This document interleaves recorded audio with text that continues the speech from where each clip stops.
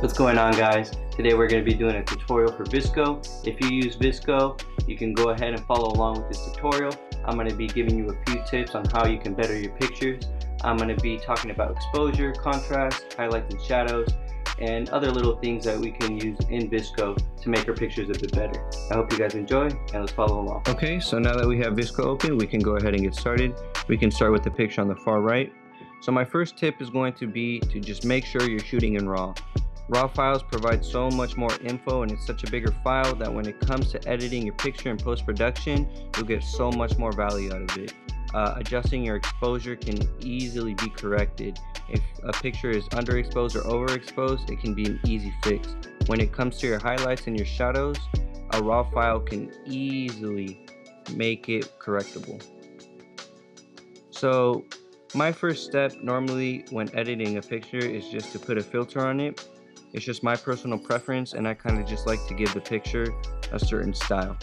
So I'm going to go ahead and scroll over to the C series, and we can go with C9. So another tip I can give you is that when I'm adding a filter, normally I don't like to go all the way with it. Normally I try to take it down a halfway, just because I don't like it to overpower my picture so much. So we're going to hit OK, and we're going to go into our settings. So we can go over exposure first. This picture looks okay. Maybe I can bring it up just a notch. So normally when I'm adjusting my exposure, I try not to bring it up way too much, because as you can see, our picture will be way overexposed. At the same time, we don't want it underexposed. So I'm just going to bring it up just a tad to 0.5. As for our contrast, I really like contrast on my pictures. It's all a personal preference, but I think contrast just makes your pictures pop so much more. So I'm going to go ahead and bring that up to 1. Okay, I like to sharpen my pictures as well. So normally, because this is a RAW file, I like to bring it up to 6.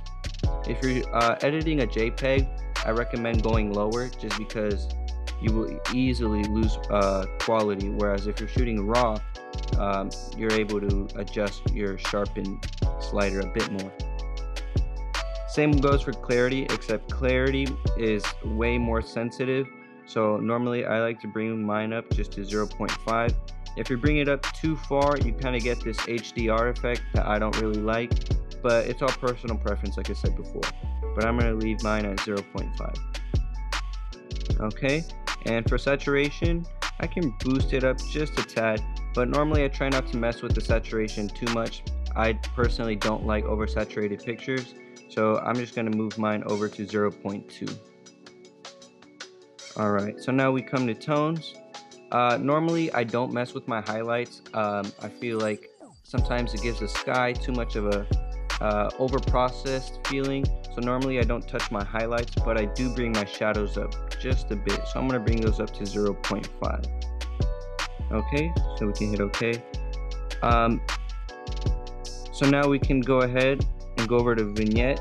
Normally I don't touch my white balance or my skin tone unless I feel like it's truly necessary.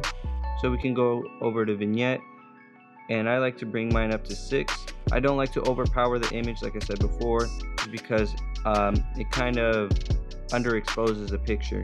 So I like to leave mine somewhere in the middle. At 6 is fine. One tip I have as well is that I like to overexpose my pictures early, because I know I'm going to be applying a vignette. So the vignette kind of cancels out the exposure. So I set my exposure a little bit higher, just so that when I do add the vignette, the picture doesn't become underexposed. And that's basically it. Here's a before and here's our after. So there's a pretty big difference, even though we only made minor adjustments to our slider. So we can go ahead and move on to the second picture. Up our second picture. Let's go ahead and put a filter. I'm going to be going with the C series again, because that's just a series that I really like. I'm going to be going with C6, and I'm going to bring my slider down to 6. As you can see, I like to bring my slider down to 6 for most of my filters, just because I don't like my picture to be too overpowered by the filter. So I'm going to go ahead and hit OK. I'm going to go over to our settings, and I'm going to hit exposure.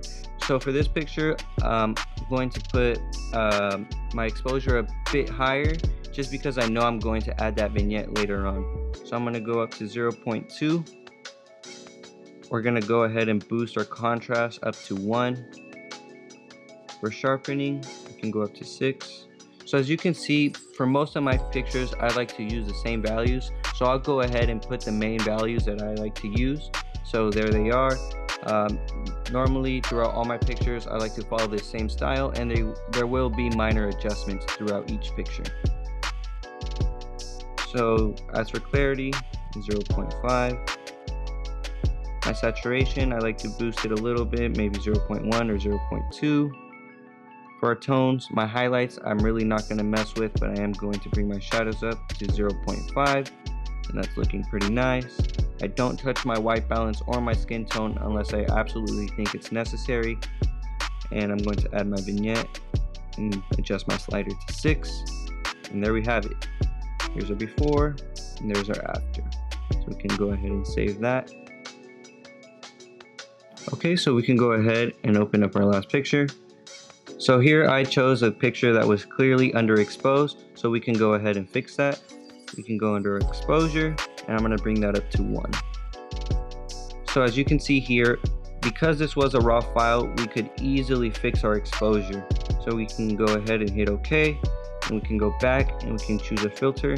So I really like the AL series as well, so we can go ahead and choose AL3 just to give it that nice contrast feel. We can go ahead on our settings and even boost our contrast up a little bit more, up to 1. That's normally where I like to have it. Hit OK. For our sharpening, like I said before, bring it up to 6. My clarity, bring it up to 0.5. My saturation, I think can go down a little bit just because we have such bright colors. So I'm going to bring that down to 0.2. Alright. For our tones, I already have a nice beautiful blue sky, but I am going to bring up my shadows just so I can get rid of those shadows around the face and the legs. Okay. For white balance and skin tone, we won't touch on for today, but I am going to bring my vignette up to 6.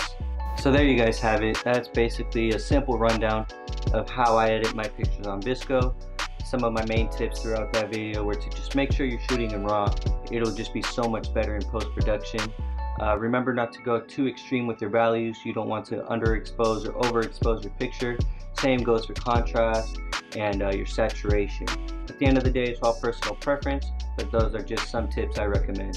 Let me know what you guys think about this video. If you guys liked it, give it a thumbs up. I'd love to make more content for you guys.